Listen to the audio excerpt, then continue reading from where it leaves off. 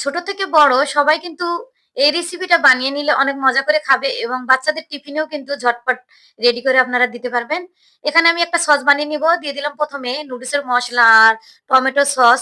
এখন আমি mini packet ২ টা নিয়েছিলাম। টমেটো সসের দিয়ে দিলাম। দিয়ে দিচ্ছি এখানে চিনি, সয়া সস, দিয়ে দিচ্ছি লাল মরিচের গুঁড়া, সামান্য লবণ, সাদা তিল, দিয়ে দিলাম দুধ। এখন আমি সসটা ভালোভাবে মিক্স করে নিচ্ছি। খুব সহজভাবে দেখিয়ে দিব। আর আপনারা চেষ্টা করবেন এভাবে সস বানিয়ে নুডলসটা রান্না করতে। এখন এখানে আমি দিয়ে দিলাম গোলমরিচের গুঁড়া। ভালোভাবে সসটা কিন্তু আমি মিক্স করে সাইডে রেখে দিয়েছি। এখন আমি নুডলসটা সিদ্ধ করে নিব। নুডলসের মসলাগুলো কিন্তু আমি আলাদা করে রেখে দিচ্ছি। আর এখানে আমি ৩ টা নুডলসের প্যাকেট নিয়েছি। আপনারা চাইলে আরো কমিয়েও বাড়িয়ে নিতে পারবেন। আপনাদের ঘরের সদস্য অনুযায়ী আপনারা নুডলসটা বাড়িয়ে কমিয়ে নিতে পারবেন। এখন আমি নুডলসটা এখানে ২ থেকে ৩ মিনিট সিদ্ধ করে নিব। বলক উঠলেই আপনারা নামিয়ে নিবেন এটা। আর নুডলসটা কিন্তু আমি ধুয়ে ফেলে নিব। তাতে এটা অনেকটা ঝরঝরে হবে। আবারও প্যানে দিয়ে দিলাম রান্নার তেল। আর এখানে আমি ১ টি ডিম হাফ পোচ করে নিব। ডিমটার উপরে আমি সামান্য সাদা তিল দিয়েছি। আর এখানে দিয়ে দিচ্ছি নুডলসের মসলা। তাতে নুডলসগুলোর সাথে কিন্তু ডিমটা খেতে অনেক ভালো লাগবে। আর ডিমটা কিন্তু কুসুম, কুসুম থাকতে আপনারা উঠিয়ে নিবেন কারণ এটা হাফ পোচ করে নিব। এখন আমি দিয়ে দিলাম এখানে রসুন কুচি আর কাঁচামরিচ, দিয়ে দিচ্ছি এখানে পেঁয়াজ। আবারও রান্নার তেল দিয়ে দিলাম।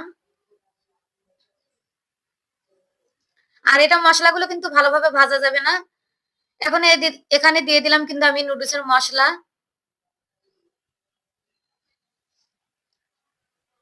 এখন যে সসটা আমি রেডি করে রেখেছিলাম সেই সসটা দিয়ে দিচ্ছি এখানে।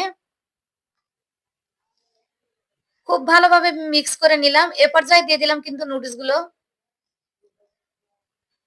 খুব সহজ, সহজ রেসিপি পেতে আমার এই পেজটিকে ফলো দিয়ে পাশে থাকবেন যাতে আমি আপনাদের মাঝে আরো নতুন, নতুন ভিডিও নিয়ে আসতে পারি।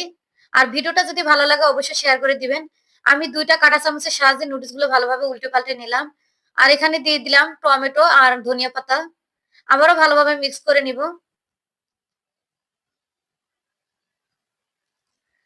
আশা করি রেসিপিটা ভালো লেগেছে। এইভাবে আপনারা বানিয়ে দেখবেন যে ছোট বড় সবাই কিন্তু অনেক মজা করে খাবে। আর দেখবেন যে অনেকটা খিদাটাও কিন্তু নিবারণ হয়ে গেছে। এই রেসিপিটা কিন্তু আপনারা ঝটপট বানিয়ে নিতে পারবেন। বাচ্চাদের স্কুলের টিফিনে কিংবা মেহমানদারিও করে নিতে পারবেন। বিকেলের চায়ের আড্ডায় সাথে একটু কিন্তু নুডলস থাকলে কিন্তু জমে উঠবে। এখন আমি পরিবেশন করে আপনাদের দেখিয়ে দিচ্ছি। এই দেখুন কতটা লোভনীয় লাগতেছে। বাচ্চারা কিন্তু দেখা মাত্রই খেয়ে নিবে।